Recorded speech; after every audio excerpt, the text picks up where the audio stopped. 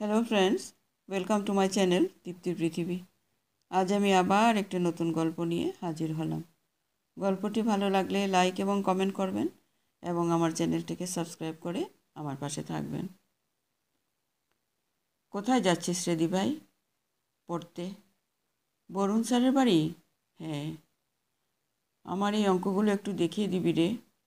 পারছি না। পারছিস না? কালই তো বুঝিয়ে দিলাম। আমি তো আর তোর মতো তো বুদ্ধিমান মেয়ে নই। আর একবার দেখিয়ে দে না রে ভাই। আচ্ছা দাঁড়া, কই দে। এই না হলে আমার দিভাই, আই লাভ ইউ। আরে ঠিক আছে ঠিক আছে, ছাড় ছাড়। রামপুরহাটের নিশ্চিন্তপুর প্রতীকবাবুর সামান্য একটা গোলদারি দোকান, তবু সংসারটিকে ঠিক সামলে রেখেছেন। ওনার দুই মেয়ে, পূর্বা আর পৃথা, দুই পিঠি দু বোন, মাত্র 2 বছরের ছোট বড়। একেবারে একই স্বভাব, একই গলার স্বর। যদিও পূর্বা ফর্সা সুন্দরী আর পৃথার একটু চাপা রং। দেখতেও তেমন সুন্দরী নয়। দুজনে খুব ভাব, খুব মিল। শুধু দুই বোন বলে নয়, ওরা একে অপরের সবচেয়ে ভালো বন্ধুও, যেন হরিহর আত্মা। সবাই জানে দু বোনের এমন মনের মিলের কথা। প্রতীকবাবু ওদের একই স্কুলে ভর্তি করে দিয়েছিলেন। দুজনেই পড়াশোনায় ভালো। দিদি পূর্বা খুব খেয়াল রাখে ছোট বোন পৃথার। প্রাণ দিয়ে ভালোবাসে দুজনে দুজনকে। পৃথা ও দিদি বলতে অজ্ঞান। দিদি তার টিচার, দিদি সব কিছু দেখিয়ে দেয়। পড়াশোনা, ছবি আঁকা, খেলাধুলা, যাই হোক না কেন। হ্যাঁ রে, তুই আমাকে বেশি ভালোবাসিস না মাকে? পৃথা জিজ্ঞাসা করেছিল একদিন। মা তো সবার চেয়ে আলাদা, কিন্তু তোর চেয়ে বেশি কাউকে ভালোবাসি না রে বনু। শটান বলে দে পূর্বা, একটু ভাবতে হয় না।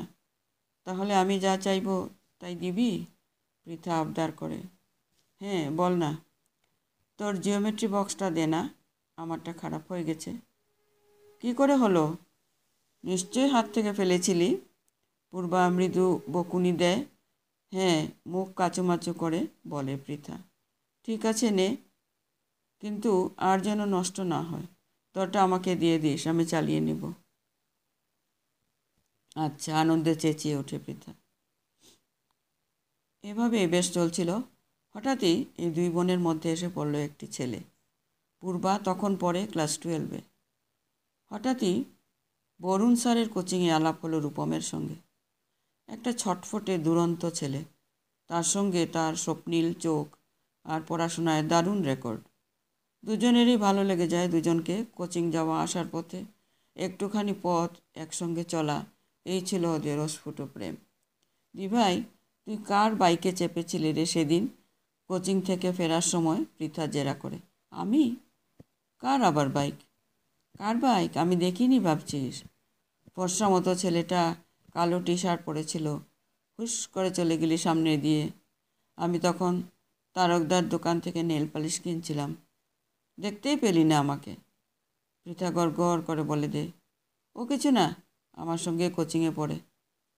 পাটা মচকে গেছিল তো, তাই ও একটু এগিয়ে দিয়েছিল। পূর্বা ব্যাপারটা সামলাতে চেষ্টা করে। পা মচকে গেছিল? কই দেখা তো, আমাকে লুকাচ্ছিস? পৃথা ছাড়বার পাত্রী নয়। যা সত্যি তাই বললাম। এবার একটু রেগে যায় পূর্বা। দিভাই, তুই প্রেম করছিস আর আমাকে বললি না? চোখে জল এসে গেল পৃথার। বলছি তো। থাম দিভাই, তুই আমাকেও লুকাচ্ছিস। ঠিক আছে, আর তোর সঙ্গে কথা বলবো না। পৃথা মুখ ঘুরিয়ে চলে যেতে চায়। আচ্ছা আচ্ছা বলছি বাবা। পূর্বা বনের মান ভাঙায়। ও রূপম? রূপম তোর ক্লাসে পড়ে? হ্যাঁ, বিদ্যাভবনে। কী করে আলাপ হলো রে? বরুণ স্যারের কোচিংয়ে? হ্যাঁ। বাড়িতে কিছু বলবি না বল। বলবো না, এই কথা দিলাম। বুকে হাত দিয়ে প্রতিজ্ঞা করে পৃথা। কি ভালো ছেলে জানিস, আমাকে রোজ বাইকে উঠিয়ে একটা চক্কর লাগানো চাই।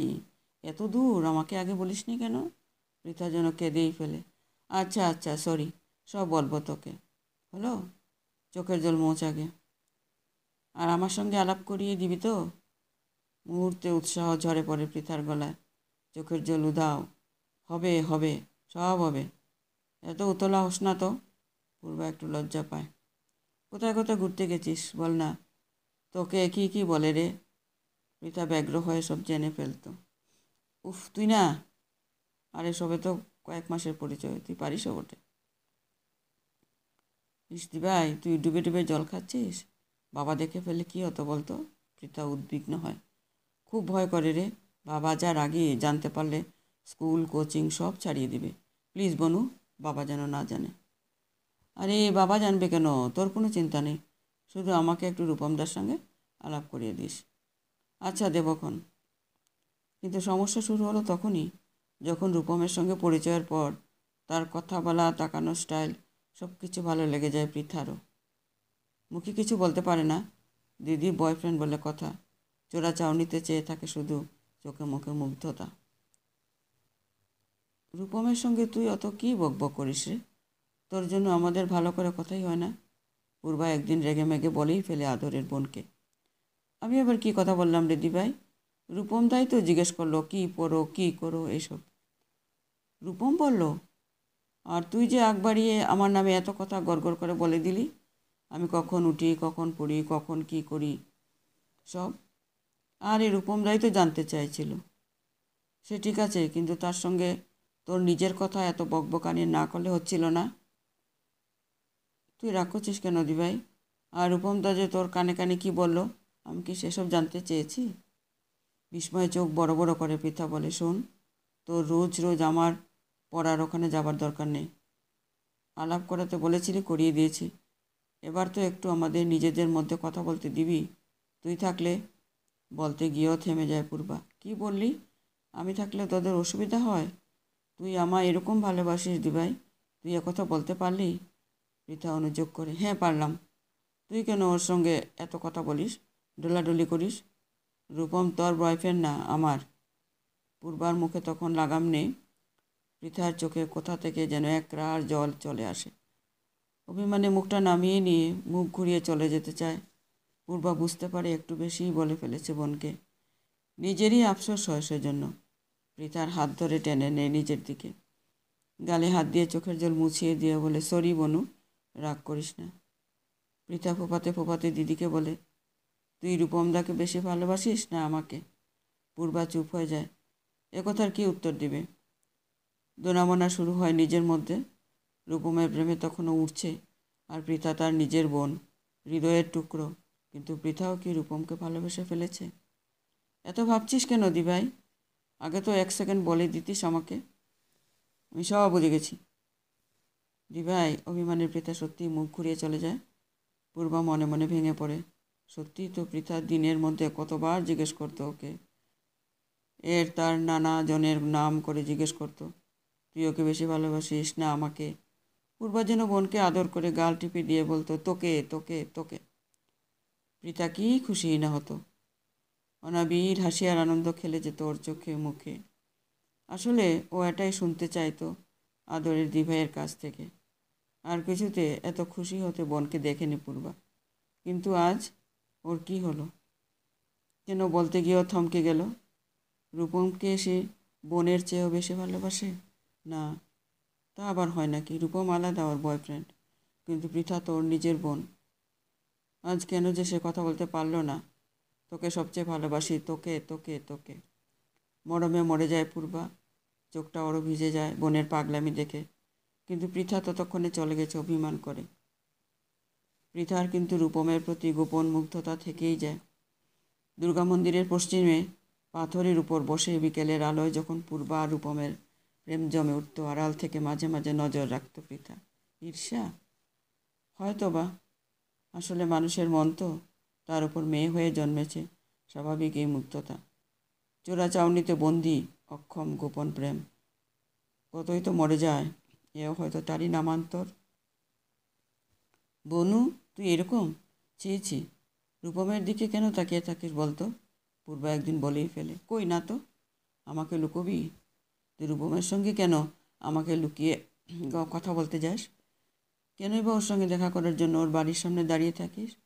ভাবছিস আমি কিছু না, কিছু জানি না? না, আমি কি বলছিস তুই? পৃথা থামাতে চাই দিদিকে। থাম, আমার আর বুঝতে কিছু বাকি নেই। ভাবছিস আমি খুব বোকা? না রে, কিচ্ছু বুঝতে পারি না। কি বলছিস দিভাই? আমি তো কিছু বুঝতে পারছি না রে। বুঝতে পারছিস না? নেকা, তুই রূপমের বাড়ির সামনে দিয়ে রোজ ফিরিস কেন? ওখানে দাঁড়িয়ে থাকিস, ওকে লুকিয়ে চুরিয়ে দেখিস, নানা আছে তো কথা বলতে চাস। আমাকে ওসব বলেছে। পৃথা চুপ করে থাকে, শুধু মৃদুভাবে বলে, ও কিছু না। শোন, আমি তোর থেকে পরিষ্কার জানতে চাইছি, তুই কি রূপমকে ভালোবাসিস? আমি? কি বলছিস দিভাই? রূপমদা তো তোর। চুপ কর। আমি তোর চোখ দেখেছি বনু। তুই শেষে রূপমের সঙ্গে। আর কথা শেষ করতে পারে না পূর্বা, জ্বর জ্বর করে কেঁদে ফেলে। আমি আসছি দিভাই বলে পালিয়ে বাঁচে পৃথা। কি করবে কি বলবে ও নিজেও বুঝতে পারে না। পৃথা বারবার বোঝায় নিজেকে, না, এটাই ঠিক করছে না, ওকে পিছিয়ে আসতেই হবে। মনে কোনো দুর্বলতার স্থান নেই। দিদিকে যে সে প্রাণের চেয়েও বেশি ভালোবাসে, তার সঙ্গে কোনো অন্যায় সে করতে পারবে না। সব ঠিকই, পিছিয়েও সে আসে জোর করে, নিজেকে কষ্ট দিয়ে। তবু একদিন পূর্বা পৃথাকে জড়িয়ে ধরে বলে, বনু, তোকে সেদিন অনেক বকেছি না? হুম। অভিমানী স্বর পৃথার। আর তোকে কখনো বকবো না। তুই আর আমার উপর রাগ করে থাকিস না রে। দিভাই, আমি না আর ওই রাস্তা দিয়ে ফিরি না। রূপমদার বাড়ির সামনে কখনো যাই না, তাকাইও না, বিশ্বাস কর। বনের মাথায় হাত দিয়ে চুলগুলো ঘেঁটে দে পূর্বা। জানি রে, তুই আমার বনু না? তোর মতো এই দুনিয়ায় আর একটাও নেই। তুই আমাকে সবচেয়ে বেশি ভালোবাসিস না? না রে দিভাই। হ্যাঁ বনু, তোকে তোকে তোকে। এক মুহূর্ত সময় নেয় না পূর্বা। আমি জানি দিভাই, পৃথা হেসে বলে, কিন্তু রূপম সবার থেকে আলাদা। ওকে আমি বিয়ে করব, জানিস? আর কটা বছর যেতে দে, ও ইঞ্জিনিয়ারিংয়ের চান্স পেয়েছে, জানিস? ওয়াও, কি দারুণ খবর! রূপমদা পাশ করেই চাকরি পেয়ে যাবে, আর তারপরে তোদের বিয়ে হবে না? তাই তো প্ল্যান আছে। কিন্তু বাবা মা, ওরা যদি রাজি না হয়? দূর, বাবা মাকে রাজি করাবো ভাবছিস কেন? বাবা জানতে পারলে না তোকে। তুই চুপ কর তো। বাবা যেন কিছুতেই জানতে না পারে। পূর্বা মৃদু ধমক দে বোনকে। কিচ্ছু জানবে না দিভাই, কথা দে পৃথা। কিন্তু তুই আমাকে বিশ্বাস করিস না, তাই না? রূপম দাও না। তোর গলাটা এরকম হয়ে গেল কেন রে? তুই কি খুশি নোস আমি রূপমের সঙ্গে প্রেম করি বলে? খুশি হব না রে দিভাই। কেন খুশি হব না? তুই কি রূপমকে এখনও পছন্দ করিস? পছন্দ না করার কী আছে? লাইক করতেও পারবো না তোর বয়ফ্রেন্ড বলে তুই কি কিনে নিয়েছিস? পৃথা রেগে যায়। পূর্বার কাছে এর কোনো উত্তর নেই। তার হৃদয়ের টুকরো বোনটাকে তারও একটু অচেনা লাগে। বোন কি খুব কষ্ট পেয়েছে মনে মনে? পূর্বা জানে তারই পথ পরিষ্কার করতে বোন সরে গেছে রূপমের থেকে। পৃথার তো কোনো বয়ফ্রেন্ড নেই, সেজন্যই কি এত ঈর্ষা জন্মালো দিদির প্রতি? অবাক হয়ে তাকিয়ে থাকে বোনের দিকে। পৃথা চলে যায় মুখ ঘুরিয়ে। ধীরে ধীরে পূর্বা আর পৃথার মধ্যে একটা দূরত্ব তৈরি হয়। পৃথা ঈর্ষা করতে শুরু করে পূর্বার দামাল প্রেমকে। দুই বোনে ক্ষণিক মানসিক দূরত্ব তৈরি হয়। পূর্বা হয়তো বুঝতে পারে একটু, ভালোবাসা দিয়ে ভুলাতে চেষ্টা করে বোনকে। বোন তো তার প্রাণাধিক প্রিয়, কেউ নয় তার আগে। কিন্তু প্রেমের জোয়ারে ভাসতে শুরু করলে কোনো কিছুই আর বেঁধে রাখতে পারে না কাউকে। প্রেমিকের চোখ দুটো ছাড়া আর কিছুই চোখে পড়ে না তখন। তাই হলো, কলেজে ভর্তি হবার পর ওদের বাইকে করে ঘুরে বেড়ানো বেড়ে গেল। কোচিং কামাই করে প্রেম, আর তার ফলে অবধারিতভাবে পূর্বার রেজাল্ট খারাপ হতে শুরু করলো। প্রতীকবাবুর কানে এসেছিল কি তো সেই কথা। একদিন বড় মেয়েকে ডেকে শুনিয়ে দিল দু চার কথা, ব্যাস এইটুকুই। পূর্ব মনে করলো ছোট বোনই নিশ্চয় লাগিয়েছে বাবাকে। দুই বোনে কথা বন্ধ, মনোমালিন্য, রেষারেষির শুরু সেই থেকে। হায় রে, রক্তের সম্পর্ক, জন্মগত ভালোবাসা কোথায় গেল? বনু, তুই শেষে তুই বাবাকে বিশ্বাস কর দিভাই, আমি বলিনি বাবাকে। বিশ্বাস করব তোকে? তুই বাবাকে লাগাসনি? না হলে বাবা কি করে জানলো? আমি কি করে জানবো? নিশ্চয়ই কেউ দেখে ফেলেছে তোদের। আমি ছাড়া আর লাগানির কি কেউ নেই নাকি? না, চিৎকার করে ওঠে পূর্বা। তুই বাবার কানে দিয়েছিস। প্রথম থেকে তুই আমাদের সব কিছু জানিস।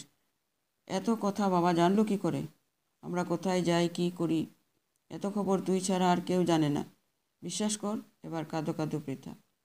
আমি বলিনি কিছু, আমি তো তোকে কথা দিয়েছিলাম বল। এতদিন ধরে একটা কথা বাবাকে জানাতে পারিনি। তুই জানিস কি করেছিস? আমার কোচিং বন্ধ, কলেজ যাবার জন্য বাবা শম্ভু কাকুর টোটো ঠিক করে দিয়েছে। আর আমি কিভাবে দেখা করব রূপমের সঙ্গে? কেঁদে ফেলে পূর্বা। তোর জন্য সব তুই করেছিস। প্রথম থেকে তুই চাইতিস না রূপমের সঙ্গে আমার অ্যাফেয়ার হোক। তুই নিজে সেজেগুজে যেতিস রূপমের বাড়ি দেখা করতে। না দি ভাই, সেসব তো অনেক পুরনো কথা। আমি কেন চাইব না তোদের অ্যাফেয়ার? বিশ্বাস কর, আমি আর ওসব। থাম তুই। শেষে তুই আমাকে ফাঁসালি আমার বোন হয়ে। আমি ভাবতেও পারছি না। ঠিক আছে, আমিও দেখি তুই কিভাবে আমাদের আটকাস। রেগে গটগট করে ঘর থেকে বেরিয়ে যায় পূর্বা।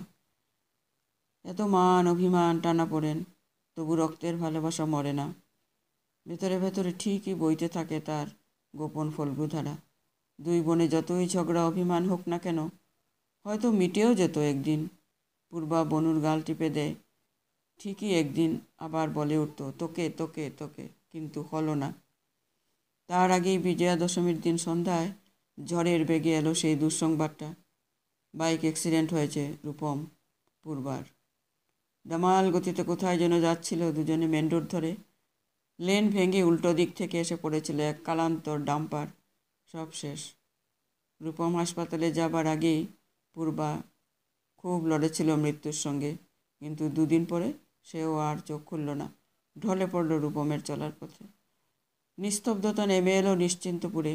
বাড়ি বাড়ি অরন্দন। দুদিন ধরে কিছু খায়নি পৃথা।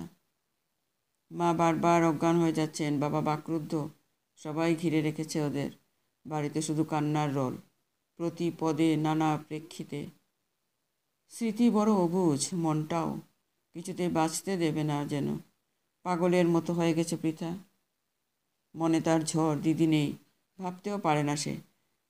এত আপনার জন এইভাবে দুম করে চিরতলে চলে যায় নাকি? বিশ্বাস হয় না পৃথার। সদর দরজার দিকে তাকিয়ে বাইরে চেয়ে থাকে। লাল চোখ ঝাপসা হয়ে আছে। আসে এই বুঝি দিদি ফিরে আসবে। কেন ফিরে আসবে না? দুদিন পরে পৃথা বাড়ির বাইরে প্রথম পা রাখে।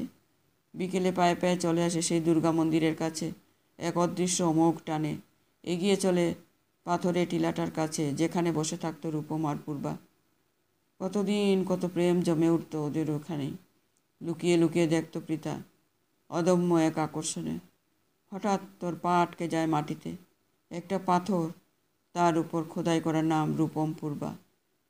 একটু যেন হালকা হয়ে গেছে লেখাটা কদিনে। চোখ সরাতে পারে না পৃথা। ওই লেখা খোদাই করতে দেখেছে ওদের। ছোট একটা পাথরের মাথাটা ঘষে ঘষে ধার করে নিয়ে লিখেছিল ওরা। দুর্গা মন্দিরের আড়াল থেকে দেখেছিল পৃথা। এই সেই লেখা। অজান্তে চোখ দিয়ে জলের ধারা নেমে আসে পৃথার। পাগলের মতো খুঁজে আর একটা পাথর, তারপর ছুটে যায় সেই পাথরের কাছে। আর জীবনের যত রাগ, দুঃখ, অভিমান, অনুশোচনা সব যেন ঘায়ে ঘায়ে নেমে আসে সেই পাথরের উপর। ফোপাতে থাকে, দিভাই তুই এইখানে, তুই আমাকে ক্ষমা করে দে দিভাই, তুই কোথায় দিভাই, আমাকে আর ভালোবাসিস না। বারবার বলতে থাকে পৃথা, যেন এখনই জ্ঞান হারাবে উত্তেজনায়। আর অজানা এক পাগলামি আর আবেগের বশে হাঁপাতে হাঁপাতে একটু হাতের আঘাতে রুক্ষ পাথরের উপর ফুটিয়ে তুলতে থাকে প্রায় মুছে যাওয়া সেই দুটো নাম। ঘষে ঘষে সেই লেখা আবার জলজলে করে তোলে মানুষ। মানুষ দুটো তো নেই, শুধু পরিষ্কার হয়ে যায় পাথরে খোদাই করা দুটো নাম, রূপম পূর্বা। দিনের আলো তখন ঢলতে শুরু করেছে মন্দিরের আড়ালে। আকাশ বাতাস কেঁদে উঠছে। আর দিগন্ত থেকে হয়তো তখনই একটা না বলা কথা উঠে আসতে চায়, কিন্তু পারে না। তোকে তোকে তোকে। নমস্কার। গল্পটি পুরো শুনবেন এবং কমেন্ট করে জানাবেন।